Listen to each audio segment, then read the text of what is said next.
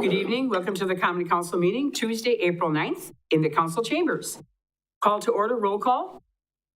Please stand for the Pledge of Allegiance. I pledge allegiance to the flag of the United States of America and to the republic for which it stands, one nation under God, indivisible, with liberty and justice for all.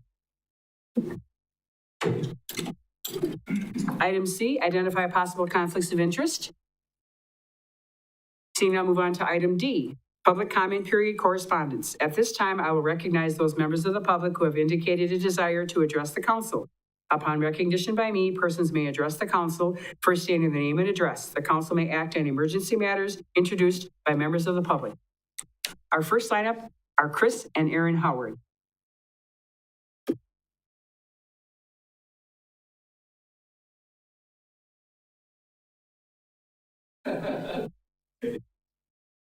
Oh, you want to push that little button? Thank you. That's better. I want to talk about something that has been on everyone's mind really since the plaza was built, and how it relates to the surrounding buildings. And I know there's been a lot of different plans over the years, and the only thing we know really about it is what we've heard. And it seems to me like most of us have landed on the idea of building bathrooms there behind the pergola in the plaza. And I don't know how far along in the process it is, what the budget is. The rumor I heard is between $250,000 and $300,000 for bathrooms. And it just seems like a lot for one. But my second concern is the location of the bathrooms blocking. Right now, when you stand in the middle of the plaza and you look around, you're just in awe at the historic buildings on every side of you. So not just the view of the plaza, looking into the plaza that would be blocked by people outside the plaza, but when you're in the plaza looking out, it's also gorgeous right now. And the Charles, I might be a little biased because it's a building that we own, but it's one of the most beautiful buildings in town.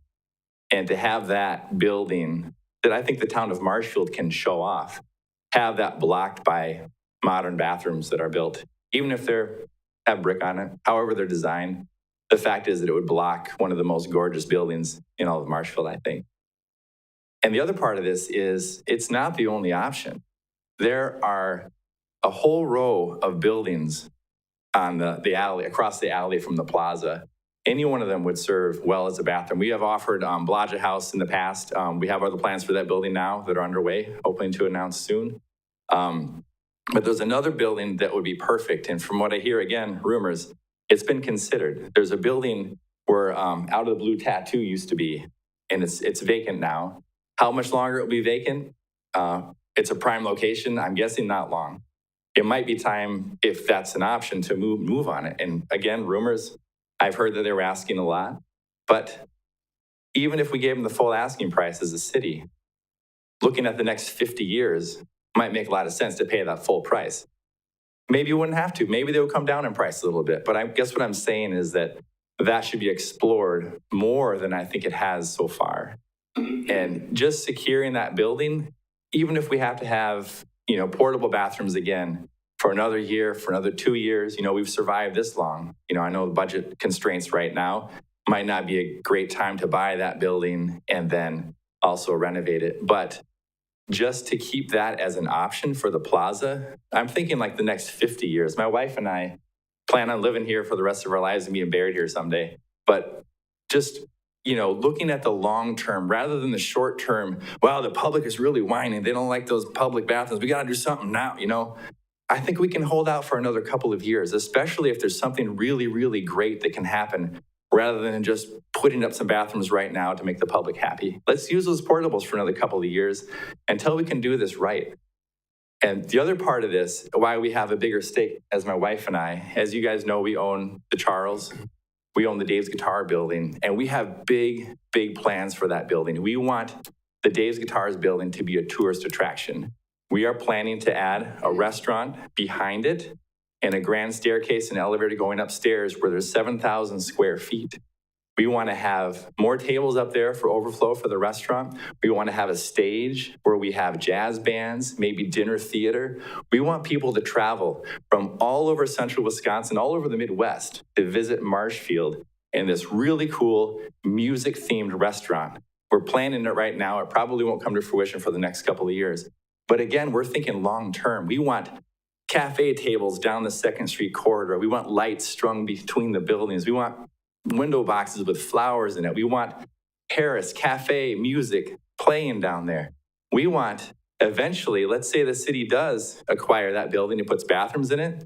We want that rooftop to be a patio overlooking the plaza. So when there's a band going down there, you can sit up and have a drink and overlook the plaza. We have big plans, and they just don't include a bathroom built right there in the plaza. That is precious square footage. It's green space. It's Central Park for Marshfield. To build bathrooms right there behind that gorgeous pergola that would block a historic building when there are other options, it just doesn't make any sense to me. So just something to consider as proposals come forward, as bids come in for those bathrooms. Think long-term future of Marshfield. I guess that's what I'm asking. I have a couple more things to add to that. As self-serving as this might be, because we own those 2 buildings, I think a lot of people who know us personally know that our plans are not, we plan to do things for Marshfield even after we're gone. Our goals are to create spaces that are experiences for people. And I will never forget when we moved here a little over 15 years ago, we got a letter from the city because they wanted to create 10-foot bike paths down Park Street, which is where we live. And at first we were really excited about the idea of this bike trail that would, encourage people to ride their bikes. So we went to this meeting. We knew not one soul here. And we were really excited because we were like, yeah, bike path.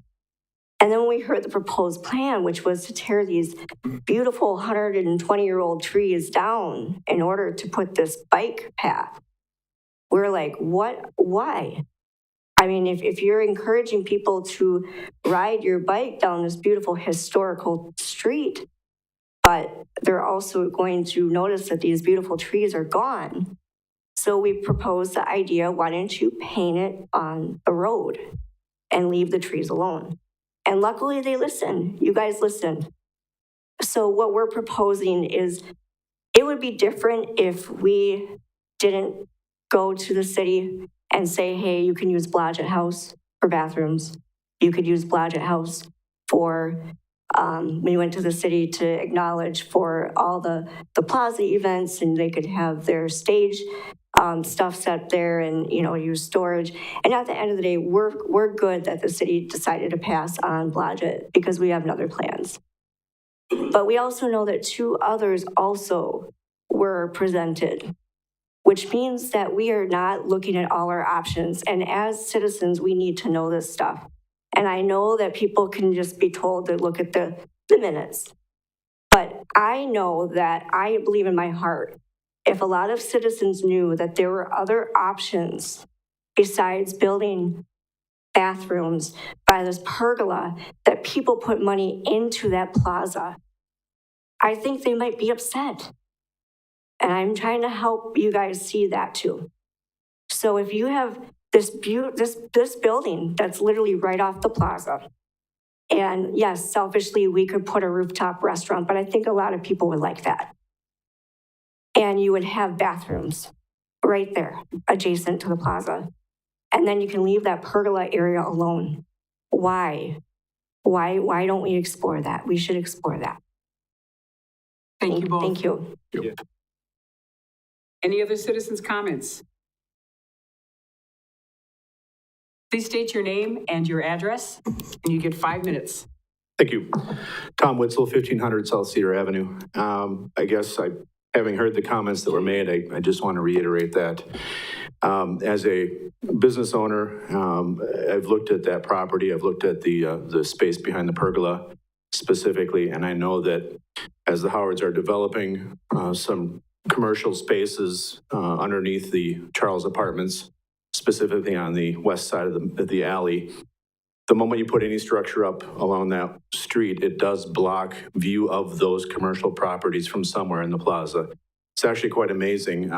Having one single food truck positioned on 2nd Street during Hub City days blocked 3/4 of the plaza's view of certain storefronts. So one little building can actually cast a fairly large shadow across the plaza that prevents certain businesses from having visibility with people in the plaza. So again, I think it's important to really look at all options. I like the idea of potentially pausing slightly to make sure that the best option is considered.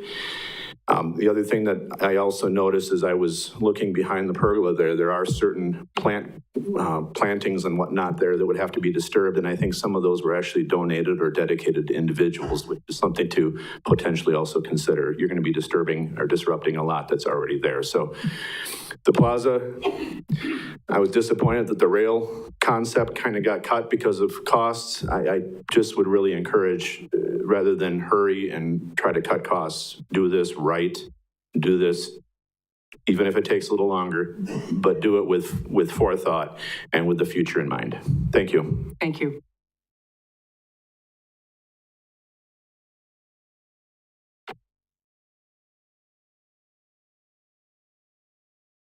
Good evening, everyone. Mary Jo Wheeler-Schuler, 10641 County Road H, Marshfield, Wisconsin.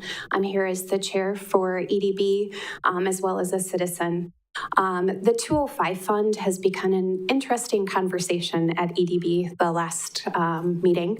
And I actually rearranged my schedule to make sure I was here tonight to be on the agenda. And then it was brought to my attention that it was going to be removed, which is fine. I'm kind of glad that we have some time to talk about it.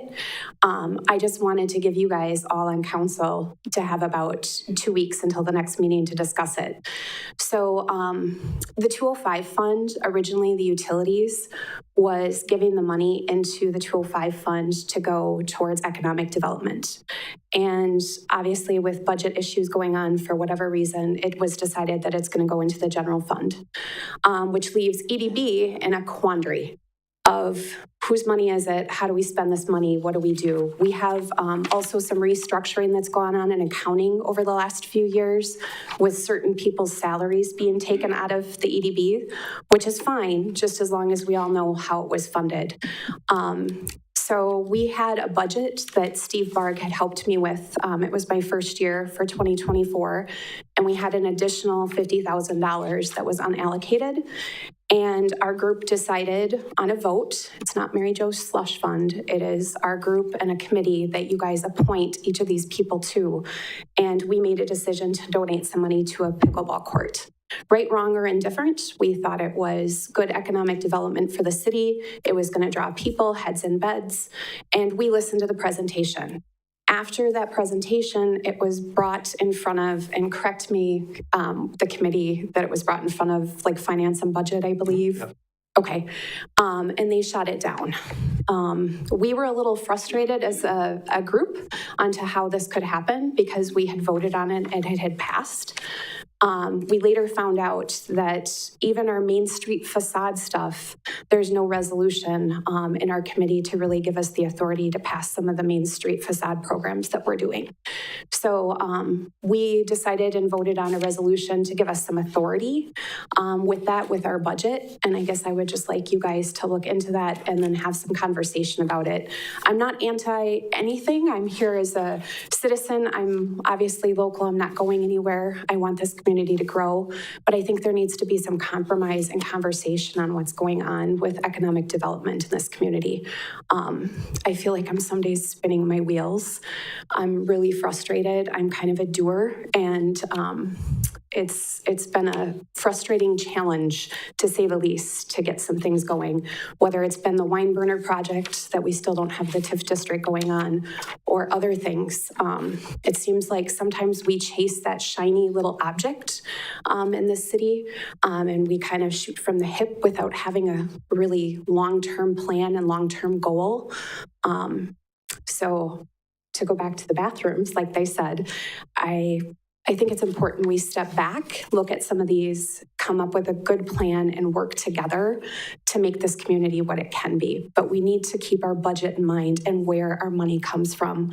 The tax dollars in this community as a business owner, it's getting ridiculous with the amount of taxes that we have to contribute to keep things going. But the more businesses that we attract to the community, that lessens the tax burden. So that's the whole point of economic development.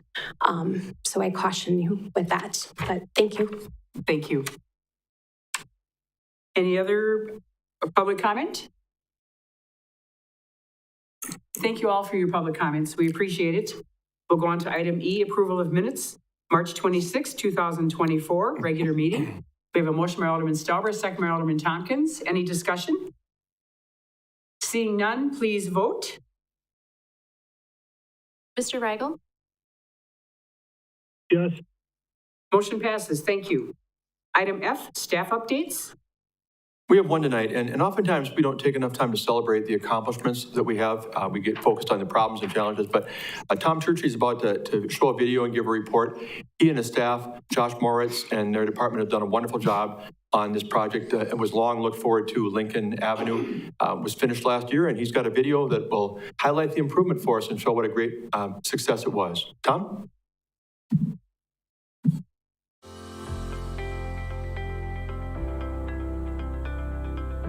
All right, this is the Lincoln Avenue project from Adler Road to Fifth Street that was completed this last year. This was a STP urban funded project. It was a total of $1,593,951. The project was a 80-20 split with the DOT, with federal funds, and the city of Marshfield. The city received approximately $1,1,674 or $1,1,674 for street construction costs in here, and $130,217 for design and construction services for this project. That's 1,300 linear feet of street that was reconstructed, from a residential ditch street to a curb and gutter, including the installation of sidewalk on the east side and bike path on the west side. So again, I want to thank my staff and everyone else that was involved in getting this project built here this last year. Thank you. Thank you very much. And yes, thank you to your team. Yeah. Now, does everybody realize this is the second biggie in 2 years? Because last year we did 17th Street, which they rolled out to us. So thank you. This is very exciting for the city, moving us forward.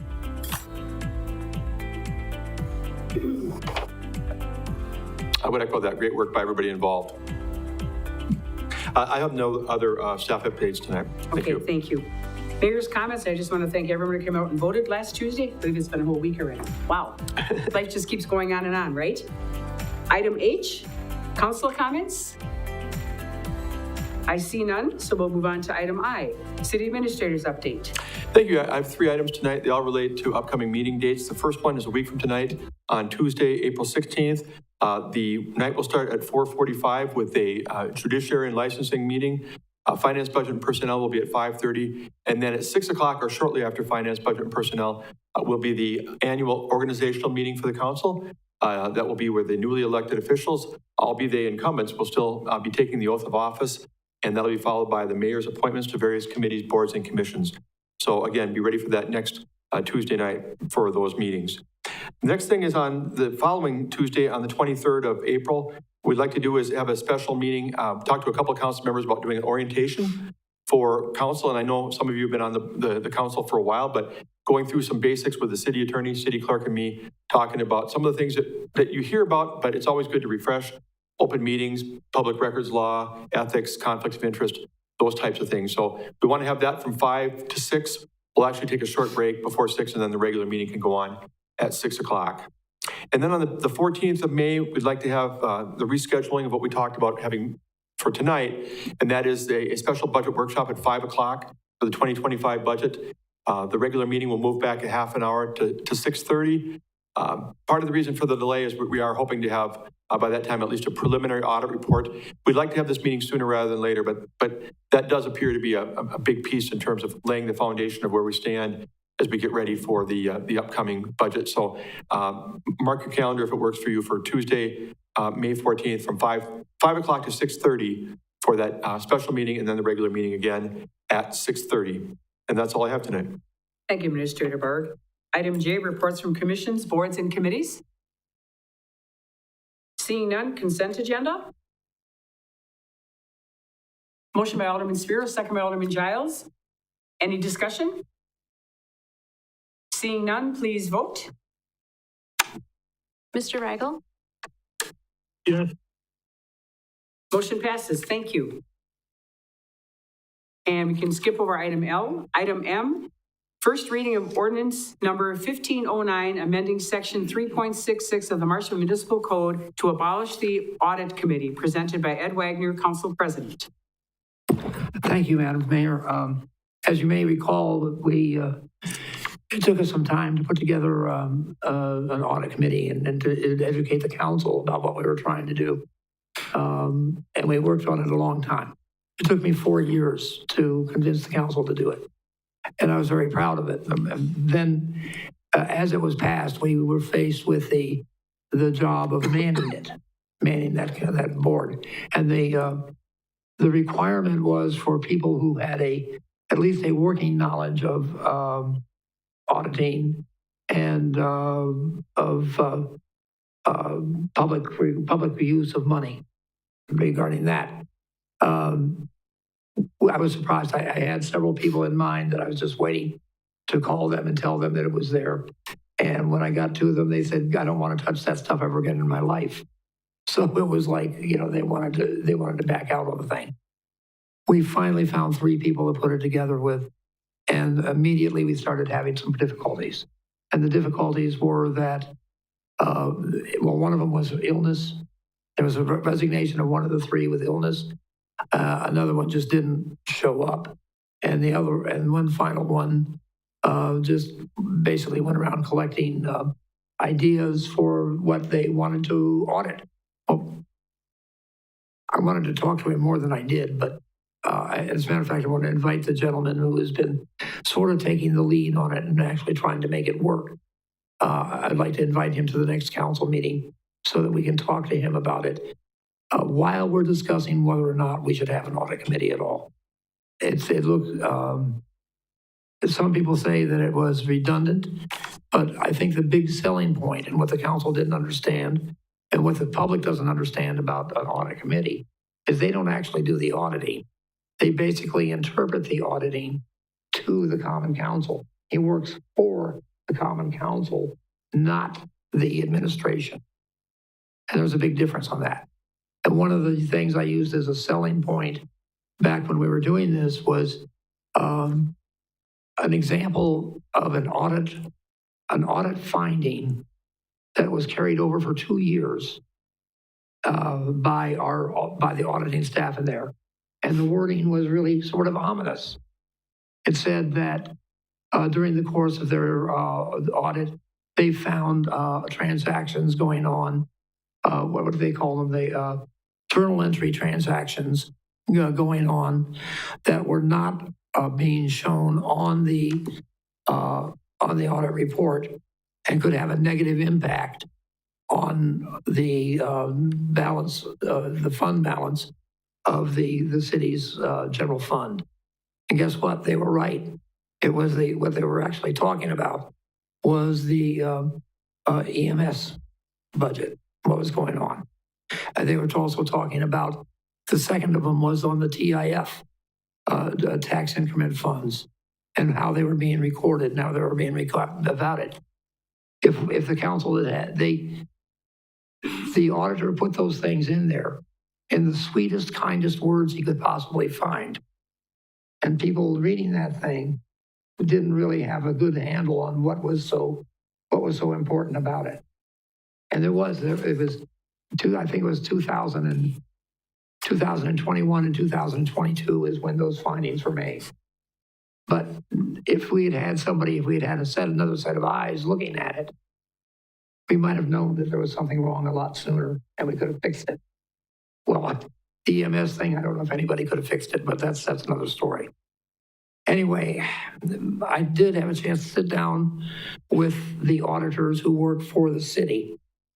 And I sat down with them for about an hour and talked about it. And basically they could give the council more specific findings, something written in English perhaps, that would do pretty much the same thing the audit committee would do. It's not perfect, but the question is, should we continue with the audit committee, or should we just trust in the fact that the audit would be given to us in a little different format by different people? Personally, it hurts my feelings a lot. I think the thing that hurt most about this was that during the recent election, the audit committee was being urged on to find the missing funds at City Hall. There are no missing funds at City Hall. It was basically a misunderstanding of what the audit committee was supposed to do. And they talked about, oh, well, if somebody had a problem with the way the city's doing business, go to the audit committee guy, and he'll tell you, and he'll find the answer for you. We got politicized very badly. And I don't like that. And that's not what it was intended to be. And if it can't be cleaned up, I'd rather just get rid of the whole thing. And I'd ask your help in doing it. So that's about the size of it, Your Honor. And I hope we'll invite the gentleman who did try to make a go of it to the next meeting so we can ask him questions and he can ask us questions too. It'll probably take place during the second reading of the ordinance. Correct. Yes, sir. So, Any questions, comments from the council members? Seeing none, we will have the second reading in 2 weeks, which is the 23rd of April. Item N is struck from the agenda, so we'll go on to item Q, reports from staff concerning recent requests from council members. And I'm going to go number 1, and we'll have that person come up, and then we'll go through 2, 3, and 4. Possible options for an available tool to schedule special council meetings. I'll be the lead on 3 of these 4, so I'll take this right from the start. And just to let you know, I mean, it's a lot to deal with on one agenda to have 4, but the reason is we've gotten several requests from you in recent weeks, and given the light agenda, this seemed like a really good one to use as follow-up since the time was more prevalent. So there's a couple still outstanding. Councilmember Spiros, I know you brought up the grants, and we want to get back to you on that. And there may be 1 or 2 others, but this gave us an option to at least go through a few of them. So the first one, this came from Councilmember Werman, I believe, and that is reviewing possible options for an availability tool for scheduling special council meetings. So I put on your table tonight just what we do now, because we periodically get requests for special council meeting that aren't coming from you at these meetings, but sometime between meetings. And right now what we require per section 3-02 of the code, as you see it on that sheet, that special meetings of the council may be called by the mayor or any 2 alderpersons in writing prior to the specified time for such meeting. And that tells how we work with the city clerk and how we get it accomplished as far as the mechanics. We've had that happen before. You've been part of, those of you who've been here for more than a couple of years, we had some where 2 or more members of the council have requested a special meeting in writing, and we've gotten it approved and scheduled. I've been a little bit liberal on my end, I guess, in a sense, because there have been times when it's been brought to my attention by one of you that you want a special meeting, you believe one is needed. And I've gone to the, I get that in writing from you in an email, and I've gone to the mayor and the council president and asked if it was okay with them and gotten an email from them certifying that they felt it was okay. That makes 3 total elected officials, including the mayor, who would sign off, and then we would do it. But I think what you're talking about, Derek, is probably more about a technology tool or something, or I'm not sure exactly what you were thinking of in terms of how to get this scheduled. Yeah, there's a lot of different scheduling tools out there. I mean, even doing a survey tool of some sort. And I only brought it up because I know that several times now, and I'll use the housing committee as an example, you've reached out, and I've actually been guilty of this as well, where I've forgotten to respond. And so you're not getting all the responses that you need to schedule the meeting, and then we just keep delaying it. So I don't remember when we formed the housing committee, but we have yet to have our first meeting. Correct. And I know everybody's busy, including myself, so it's something that constantly gets put off. And you did put out another email, and just thinking on the off chance that you don't get all the email responses you need to get this going, I thought a survey tool would at least tell you who hasn't responded. It's easier to follow up on and document, and gives people more options. I have used Doodle in the past, and other people have used Doodle. That's a good one. depending upon how many people and how many choices are involved, the number of days. So maybe we could go back to more than that. I wasn't sure if you meant that part of it, the mechanics, versus the policy that one of you walks out of this room tonight and says, I'd like a special meeting, how do I get it done? Which is what's called out in code. But as far as getting enough people on board to be able to attend, that's a great idea. I like it. Thank you. Thank you. Item number 2, review of policy 4.320, utility transfers from general governmental utilization. Thank you, Mayor. This one was brought up by Councilmember Tompkins, I think maybe the first meeting in March, so maybe 4 weeks ago. And it had to do with the idea that the Utilities Commission had brought up at a recent meeting the dividend and how it's going to be paid and the amount. And there were some questions that came out of that conversation. I did see the video today, so I'm apprised finally of what some of the discussion was about. But I just put on your tables just to walk through a little bit real briefly how we got there.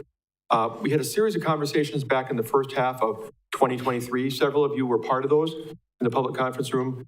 We had representatives from the Utilities Commission, the council, and staff members. The city attorney was that maybe one of those, maybe 2, I don't know, to answer legal questions about the manner in which the dividend is provided, where there are other opportunities for the city to be able to secure some funds from the utility that might be considered excess. A lot of talk came up about the Public Service Commission and their responsibility to report accurately the monies that they have entrusted to them, and that they have to deal with questions about rate cases and whatever. In other words, if they're providing a certain amount of money to the city, is that compromising their finances and requiring them to ask for greater rate increases? The premise was that the amount that they could provide would have to be monies that they call below the line. In other words, not part of their operational income, for lack of a better term, even though they're not a business, that's the way we view it. So the first document you have in this little packet is the ultimately what came out of this is both the city and the Utilities Commission adopted policies or revised policies. You see 4.32, the red lettering you see, the underlined, I thought would be good for you to see again. And that is, those were the changes made as a part of last spring and summer's meetings. The big ones being the bottom of that first page under policy, transfer of the funds will no longer go directly into the, as it's been called tonight at the podium by Chair of the EDB, Wheeler Schuler. It was going previously right into the Economic Development 205 fund. Now it goes to the general fund for allocation by the council as they see fit. In the first budget that we had under that new policy, I brought forward a budget proposal from the EDB. You ultimately embraced it, I think, with one minor change related to money for the West 2nd Street redevelopment plan implementation. But that allocated $237,000 to the EDB for certain projects and activities. Those monies were then transferred by the Finance Department from the general fund to the 205 Economic Development Fund where they could be expended. And that's the main thing that happened. The other thing that happened is on the second page, if you flip it over, that the utility shall provide the finance director with a memorandum showing the approved amounts, and the finance director will keep you posted on those amounts as we go through the budget process so that you're apprised of the dollars we're talking about. The second thing that happened, and it's in your packet, is happened back in May 15th of 2023, really just before the council approved that change to policy 4.320, and that is the utilities approval of the change on their end. And you see I've got highlighted that they approved a modification to their policy 1300 on how the dividend is being calculated. Previously, the dividend had been calculated as a roughly 50%, although it varied a little bit, portion of the what they call the ATC dividend. That's money they get from ATC for the electric lines, the transmission system. But what they changed to, because we were looking at the possibility for the city to get some more funding to help city operations, they modified that a little bit, and you see the formula later on, which really talks about the fact that we would get all the dividend from ATC minus what they call capital calls, and that is when they're mandated to provide dollars for capital improvements, and that comes out of that fund. The other part of it, though, they agreed with us that they could provide 20% of the interest and dividend income. Again, we're talking about below the line, not compromising their standing with the Public Service Commission. So they approved that, and recently we heard from them that the new number for this upcoming year is going up considerably from $287,000 that we're getting, have been getting, to $492,000, a big jump. But we've also been told there may be years when that number actually goes down from the 287. if they have too many capital calls, that they have to cover certain capital improvement costs, we may go down to 130,000 some year. It may vary. But for this year, it's nearly $500,000. That's what was approved. And then the last page that I gave you, I think, is a couple of pages, is the actual policy itself, as I mentioned, that walks through how that dividend is calculated. I understand at the meeting that they had in March, there was some discussion. I know Councilmember O'Reilly was there. Councilmember Tompkins may or may not have been there. I know you heard about it because you shared the concern. The concern being, does all that money, whether it's $492,000 or $120,000 or whatever, does all that money need to be spent on economic development? And I think the position of the Utilities Commission has always been, ever since I got here in 2011, that they would really like to see that money used for economic development. Thus, that it went into the 205 fund.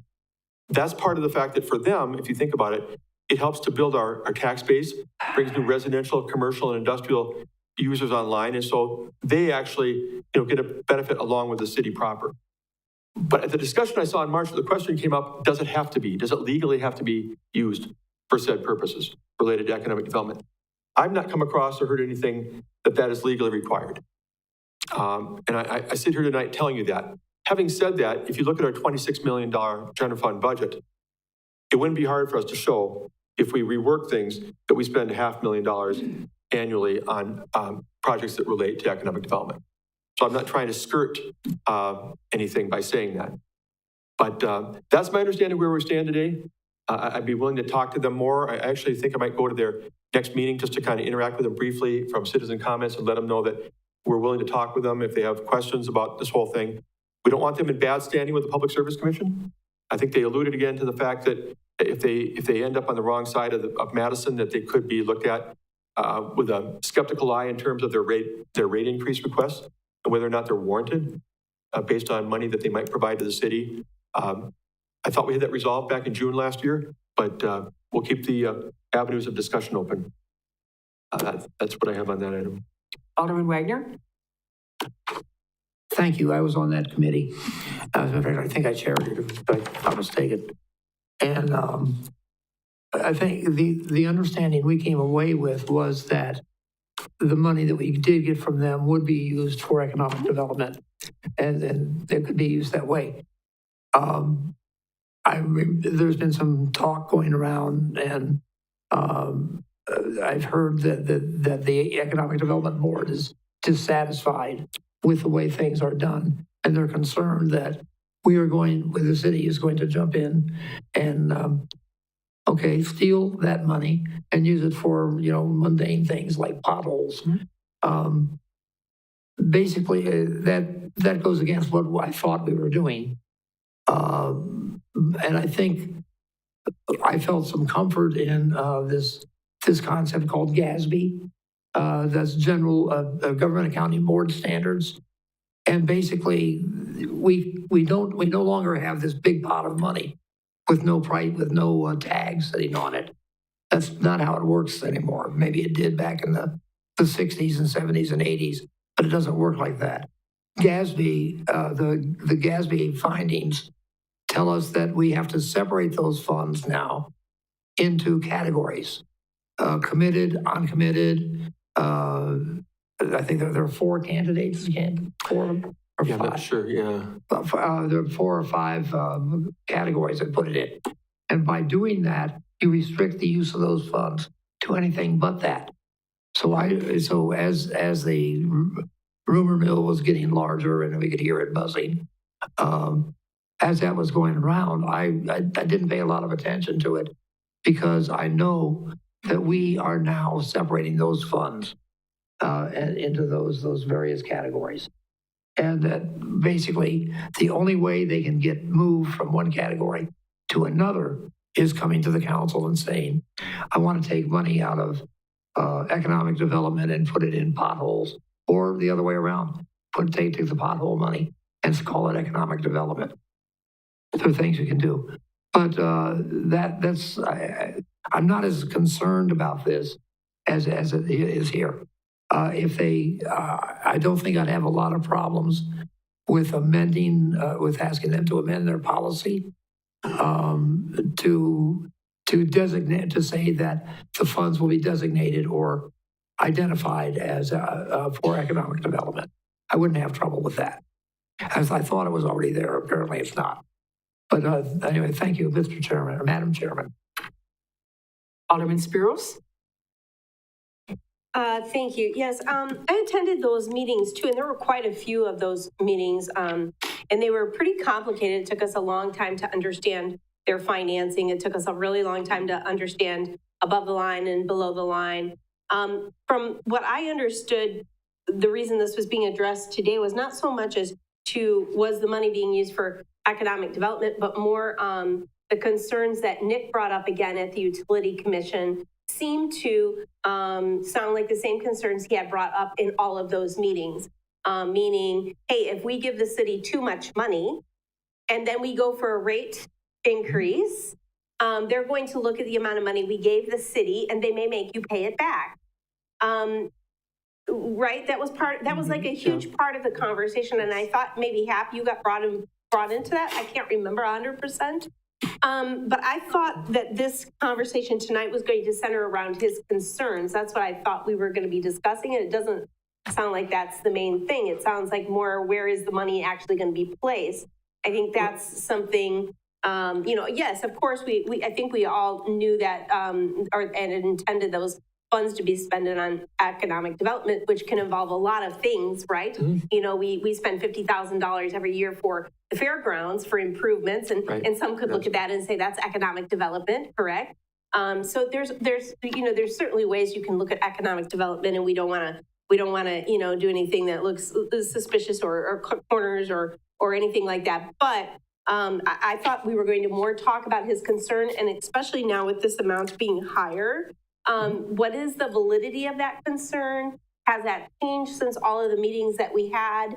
And we thought that there wasn't really any case studies that would make us pay the money back. And if somebody can refresh me and the rest of the council that we're not involved in those meetings. If it's okay, and I see Councilmember Tompkins wants to talk, and she'll probably clarify her request because she's the one who brought it up back in March, and maybe the city attorney wants to jump on my answer a little bit. My understanding from Councilmember Tompkins was that the real concern that really caught your attention was this focus that it better be spent on economic development. And maybe I misunderstood you, or else we might find ourselves in trouble. And, that's why I presented it the way I did. I thought the issue was kind of resolved, that because it was below the line, that it was probably not going to be challenged by the PSC. And I think what I heard from watching the video that you're talking about, the last meeting, is that that's not necessarily the case. And the higher that number goes, and 500,000 is a lot more than 286. That could draw attention and make the PSC look at us a little bit cross-eyed.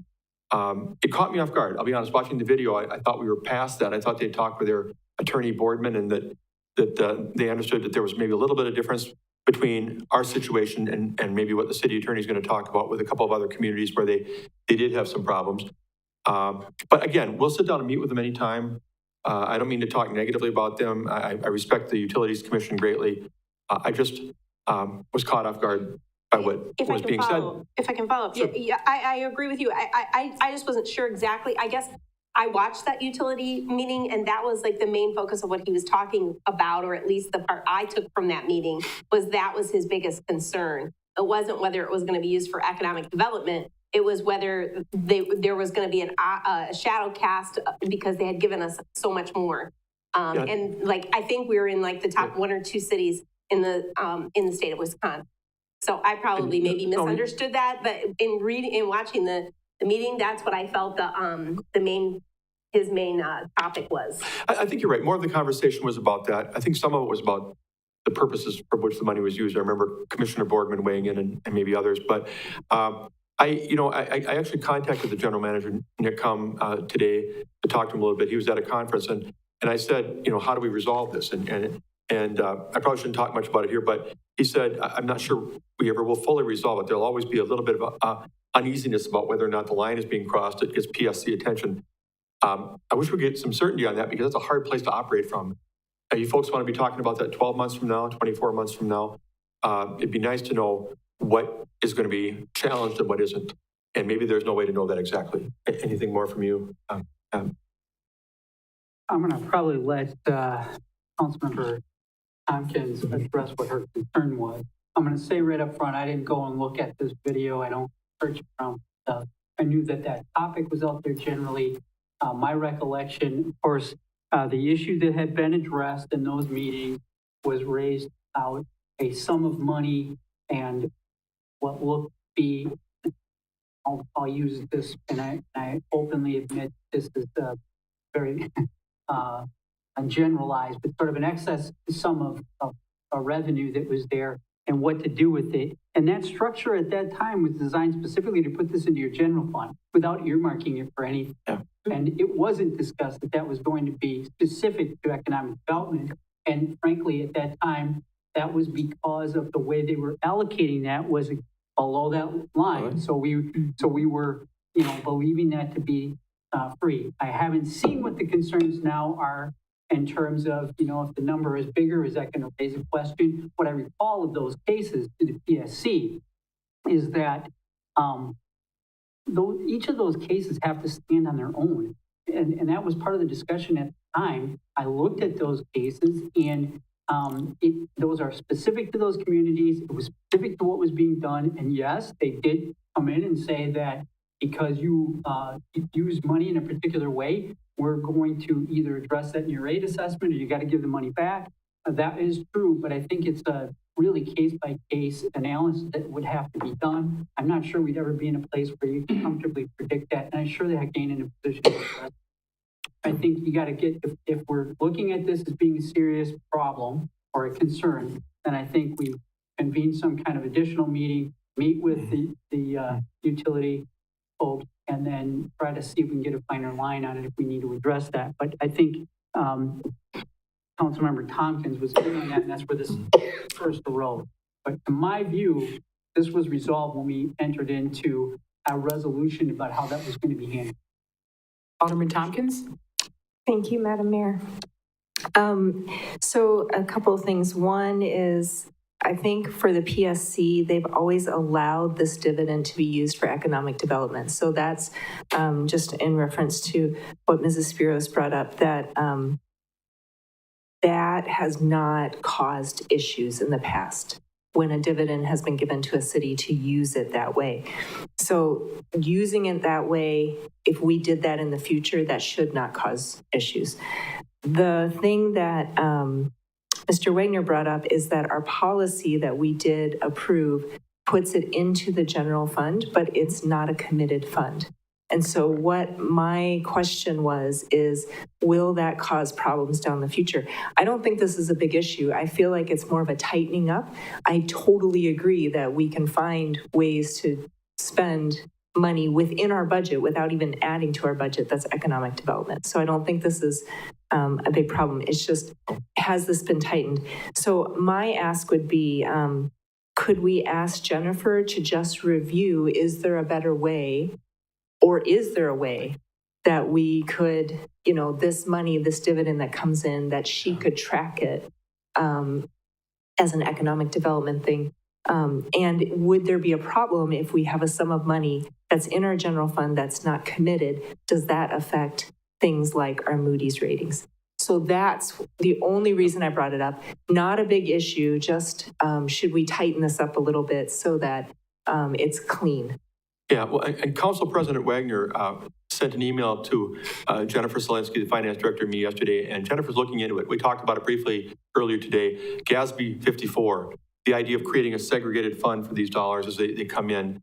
And we'd have to work out the mechanics. Then you start saying, okay, what's the purpose of that fund? What's the purpose of the 205 fund? But there's benefit there. There's benefit there. And I think that the Council President and you as well are onto something there. The one thing I will say, though, as far as why this caught me off guard a little bit, because those of us who were at the meetings heard that this new formula that they were going to do wasn't necessarily going to be a big positive all the time for the city. And they talked about the fact that you will see more some years, you might see less some years. At that point, we were at $287,000. We just received the announcement that that was a new allocation. And they basically suggested, hey, some year it might be 350, 400, 450. The next year it might be 150 or 125. So that's what caught me off guard about. And I realize nearly $500,000 is a big number, but I guess that's what caught their attention, that they really are wondering if the Public Service Commission will look at them a little cross-eyed.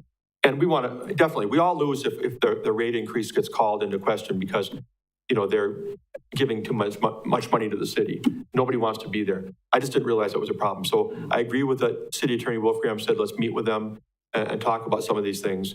And we'll continue, as you said, both Natasha, both you and Ed, to look at the segregated fund idea for when these monies come over and how we account for them in a way that's the best for us, if that makes sense.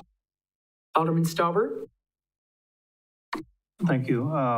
So I'm familiar with the past and familiar with the present as far as how the utility runs and the PSC concerns and the dividend and pilot, whatever it was called back in the day. And I'm listening now to people who are saying, I think and I believe, and interpreting what we think is supposed to be right. And I've seen the policies change, kind of like the wind. The 205 fund, we've said it's for economic development. We brought it back to the council. The utility funds, we've said, it's always been historically for economic development. Now it's in the general fund. Everyone has a different definition of what economic development is. It could be heads on beds. It could be employment increases.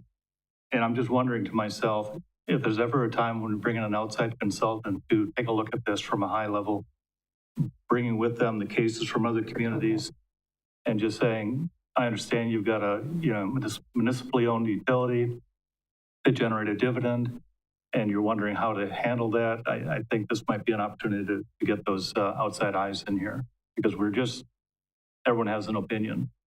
And I think it's bigger than Jennifer. I think it might be bigger than Steve. Thank you. Yeah, it kind of depends on whether we're talking about more of a financial matter or a legal matter. I have talked with Elders, our financial advisor, and they work with both the city and utilities, and they'd be happy to chime in. The question we're going to have to identify again, is it more of a fiscal or more of a legal matter that we're dealing with when we talk about the PSC and where we could get in trouble if we got off track. But I think that's a very wise idea. Go ahead.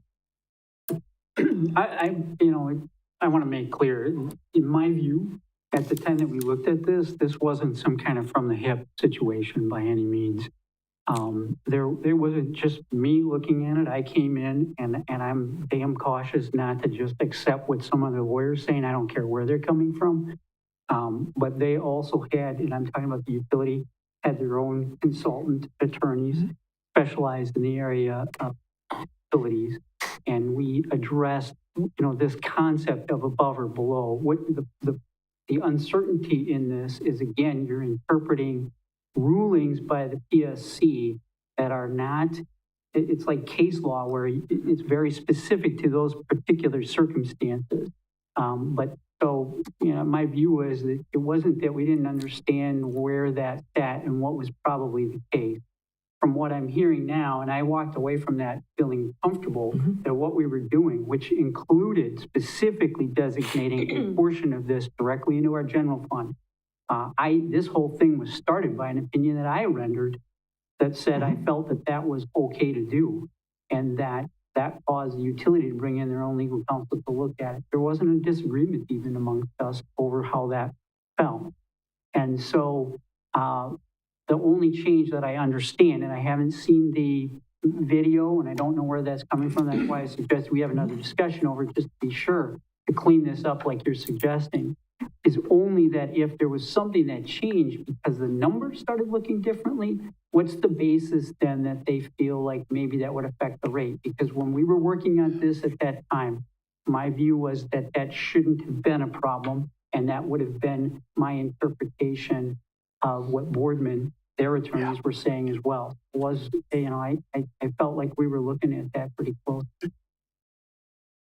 Alderman Marshall? So yeah, just understanding what the city attorney just said. They came up with a formula. I went to those meetings with Ms. Spiros and Mr. Wagner. They came up with a formula. This is the formula we're going to use. So now, if it's 492,000, now it's going to raise eyebrows. But if it's 125, it's not. It's the same formula. Right. Yeah, I know. So I agree. I think we need to get Mr. Cum in here so he can talk to us and explain to us why this same formula, whether it's higher or lower 1 year or other, why would it raise any eyebrows to anybody? Yeah. It was a formula he brought to us. Everybody agreed on this formula. It was wonderful. We were happy with it. They were happy with it. but now it's going to be a large amount and it's not going to be acceptable, or everybody's worried about it now. It's that same formula. Alderman Stauber? You're right. The issue is identifying the problem. It doesn't seem to be to lie with the utility. It tends to lie with us and how we define economic development, what we do with those funds. Okay, I agree. I think what we got to start with is get a cue on what is the actual problem, and then go back and take a look at it. And if we got to get back into the legalities of it, then we can do that. That to me wasn't a problem. And I also had consulted with the league in regard to making a decision. And so I think you got to define that problem and then figure it out. There's no problem with getting outside, advice if you need to. But to me, that wasn't really an issue that I saw as an open-ended issue. And frankly, in terms of whether something was designated as economic development, I felt that was sewed up as well. I agree that the concept of economic development, that was specific to that dividend, and we were using it in a particular way. And so I felt like that was addressed properly too. So if we and that was another factor at the time too, is that Ellers was providing advice to the utility and to the city as essentially separate clients, but trying to keep that together. So if we need to go to outside advice, Ellers was available for us to do that. So if it becomes an accounting question, that seems easy to go to them for that particular advice if we need to get there. So I do think to find that problem, figure out what we need to do. If it's legal in nature, I can be brought back in. If not, and then a report back to the council would be what I would suggest. I would agree with that. Alderman Stauber? Yeah, I would agree with, so really it comes down to the 205 fund and our definition of economic development. No, I mean, even that, we were waffling on this issue of the 205 fund and what it's supposed to be used for. And 2 months ago, we said this is now in the hands of the council. And now we've got a resolution that will be postponed for 2 weeks. And the resolution is basically 205 fund should be accessible to the Economic Development Board in short. So to me, that's completely outside the scope of this issue, completely. And the reason for that is the 205 fund is designated, and Jennifer can come and speak to the council at some point in regard to that, but that is designated for economic development. The question that came up and the issue that was raised tonight from the EDB is who has control over that. And I rendered an opinion about that the ultimate control, because we haven't designated it otherwise, belongs with the council, as would any economic decision with public funds, unless we've done that something, in some other way. The utility and the PFC have authority to direct funds independently of the Common Council. But the EDB was not designed that way. It's an advisory board. You could change that if you chose, but that's a separate issue. That doesn't mean that those funds aren't being used for economic development. By its designation of a 205 fund and the way we've accounted for it, I think you're gold. And you can have Jennifer talk to you about that. But I think that's been set up. And the idea of economic development, it's got a definition. It's got a definition in statute. It's got a definition in traditional use. So I don't think we've got a problem there. The issue that was being raised was you've got an economic development board. Why can't we just say where those funds are going to go? And that's a political decision for this body to make. So I think that definition of economic development should be brought forward, so there's no debate about, amongst the EDB membership, amongst the council. Correct me if I'm wrong, Steve, but when you spoke to the Economic Development Board, you said something to the effect that the 205 fund could be used for filling potholes or something like that if needed. Or that was reference potholes, and I can't remember the reference. And I responded to that to be viewed as a slush fund, and that if that's the case. I'm sorry, I don't remember the conversation that way. I'm not saying it didn't happen, but I can't imagine that I would have said quite that.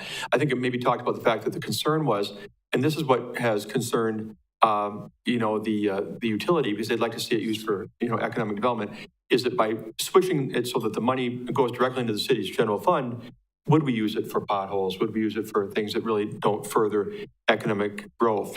But the 205 fund right now is limited to projects that directly relate to economic development. And the issue at hand right now with the EDB is that they would like to be able to access that on their own for projects outside of what's been approved in the budget for them. to do projects. And right now, the way it stands, that would require council approval and typically a budget resolution. So it's about a financial oversight thing. So I'm sorry if I said anything different. No, maybe it's just the way I interpreted it. So if the definition of economic development has already been set, I think then that needs to be shared. And maybe this debate about how the 205 fund is being used and by whom maybe becomes a non-issue. Just trying to drill down to, why there's this confusion. Yeah, and we can talk about this more at another time. I don't want to get too tightly defined on what economic development is, because we've had discussions before about, giving money to Wenzel Family Plaza because that brings people to our community, to tourism. Well, a lot of people would say, how does that promote economic development? So I'm not saying it's not important to define at some level, what economic development is. It may be hard to hone in on each individual item, whether or not it qualifies. I still respect what you're saying in terms of the broad definition. We don't want to be using money from that fund to do things that are totally unrelated to residential, commercial, or industrial, benefit. And I'm open to various definitions of economic development. I just think it should be measurable in the end. It should be measurable. Alderman Wagner? Thank you. One thing, there was at one time only one restriction on the 205 fund, and that was it was never to go below $1 million. And there was back in the days of City Administrator Graham and several mayors beyond Maryland Hardacre. The idea was that we would have a pot of money that we could offer to sell to or give to the Saturn Corporation to build a Saturn plant in Marshfield or something similar to that. But the restriction was that if we want, Bram guarded it with his life, if you can remember that. He was very, very protective of that fund, and anything that looked like they were going to spend out of it, he was against it. And we generally got the same lecture every time. The last point I want to make is that the utility just received an okay on the request for 7% increase in rates. And they were allowed to make a 5% profit off of that. So, and the above the line and below the line thing, above the line is PSC regulated funds. Below the line is funds that come from somewhere that PSC does not regulate. So do we have any clue where that 7% is going to go or where it's coming from? No, we don't. We're just sitting watching. We're just spectators in this one. Anyway, I think we're not hurting the utility by doing this. And I think the utility ought to be boasting that they're helping their city with economic development. Can I just add, great discussion, and I think the takeaway from this is to get a few people off on the side from utilities and the city and talk about this, kind of the follow-up to what we went through last year, and try and see what has changed or what concerns there are, and then come back here with a report to you folks. Seeing nothing else, we'll go on to item 3, which is review of 2023 Wisconsin Act 106, originally proposed as Senate Bill 99. Thank you, Mayor. This was brought up by Councilmember Spiros recently, and yes, Senate Bill 99 eventually became Act 106, signed by Governor Evers recently. And it's a very short, it's one of the shortest bills I've ever seen. It's about 2 sentences. The intent of it basically is that it provides funds for sewer lateral replacement projects where there's leaking laterals, and they would be eligible for a clean water fund loan. What I'm understanding though, but laterals that are totally shot is basically what Mark Kibble is telling me, our wastewater superintendent, would not be eligible. So looking at the way he sees it anyway, it may not be a great benefit to the city right now. He didn't see any projects on the horizon that would benefit, although we can keep our eyes open for that. He did say the more important project in his opinion, and I talked about this briefly this morning with the Public Works Director, Tom Turchi, is a project, or what's called the Street Reconstruction Cost Distribution Policy, which is in what I put on your tables tonight. That does allow combining loans from the DNR to encourage replacement of all utilities in a street rehab project. At the same time, instead of separate loans or funding in different years, to try and, deal with a cobbled patchwork of infrastructure.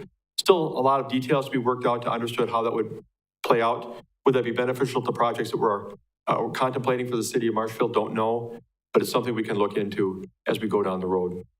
So that would be my report for now anyway on what happened with that new law.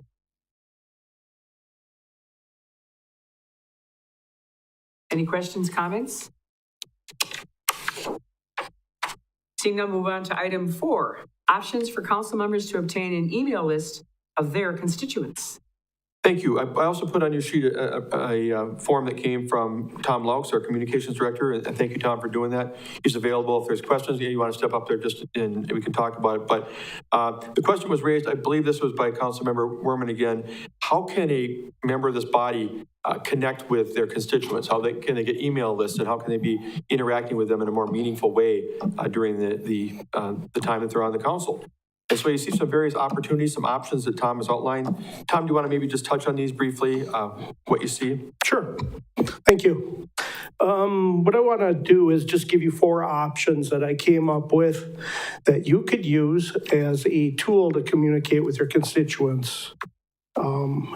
So one of them is to use our current platform called Public Input.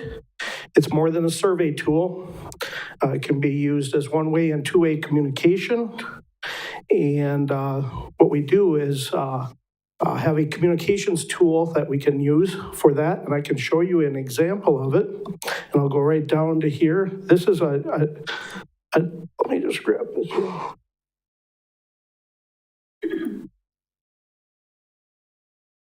When you work on your own computer, it works. But when you work on someone else's computer, it don't work. Click control link file. Open link. Let's see. See if that works. There we go. I think it's going. It's a little slow. But what I'm going to show you is it would have a bunch of lists that people could subscribe to. And what the list would be your district. So it'd be like District 1, District 2, District 3, District 4. And you could subscribe, the person could subscribe. So example here, this is how you stay connected. This is a city of Charlotte. And you can put your email in here. And that's how you would gain emails. And each person on the council would have their own. So like where this says airport, that would be District 1. Here would be District 2, District 3. And you could provide information in there. You could get information back, and you could communicate to your constituents that way. Easy way to keep a good track of your constituents within your district. And this could be passed on to future alderpersons in your district. I think that's one of the questions that Derek asked is how does someone that comes in new find the information within your district that may be happening? So again, this is all subscribers. This is an addition to the platform we do not have. So that is an option. It costs about $5,000 annually, and I can provide more. Just wanted to show you that. So let me click off this part. And the other piece is, again, we can use our city website as a way to communicate, similar to the way I use our newsletter, and people can subscribe to that. You could have your own page, and people could subscribe just to that page. And you could put information there or get information to you, and you could answer that. Otherwise, we do have a GoGov mobile app platform that we could use for that as well.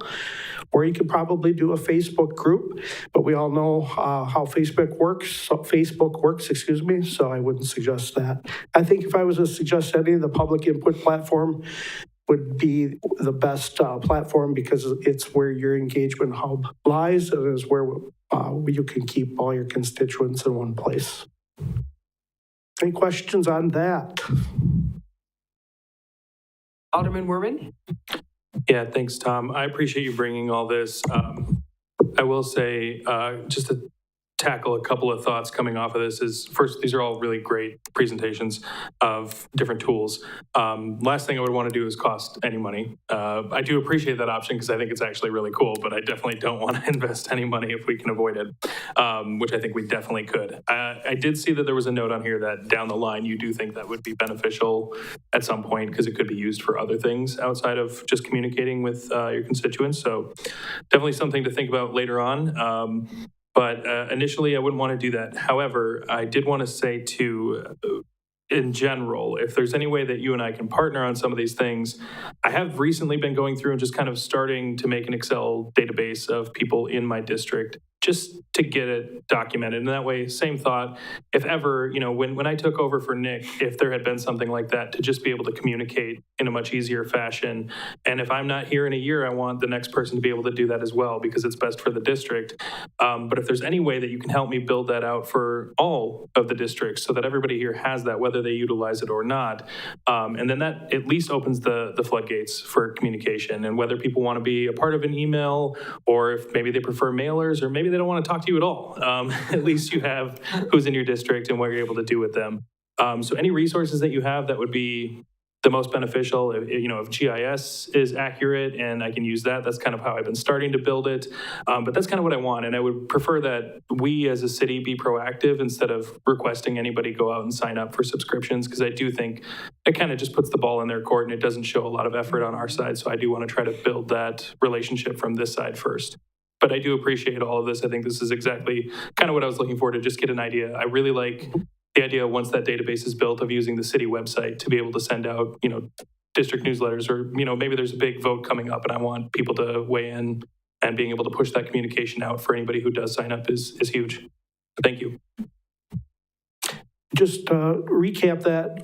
I'll work with our IT director, Eng, and he may have some ideas for that as well. We have a lot of options here that we could do that may be an option that is already here, so we won't have to cost. So we'll report back.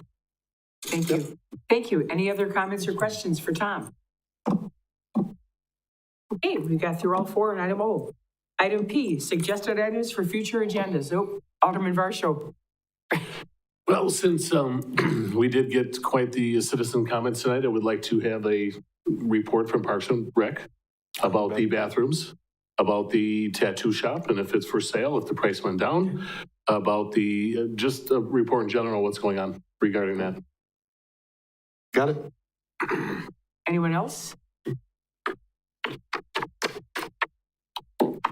Then we will adjourn to closed session under Wisconsin Statute, Chapter 19.851C, considering employment, promotion, compensation, or performance evaluation data of any public employee over which the governmental body has jurisdiction or exercises responsibility. Resignation of Assistant City Administrator / Community Development Director. We have a motion by Alderman Weigel, second by Alderman Varsho. All those in favor of going into closed session? Mr. Weigel? Yes.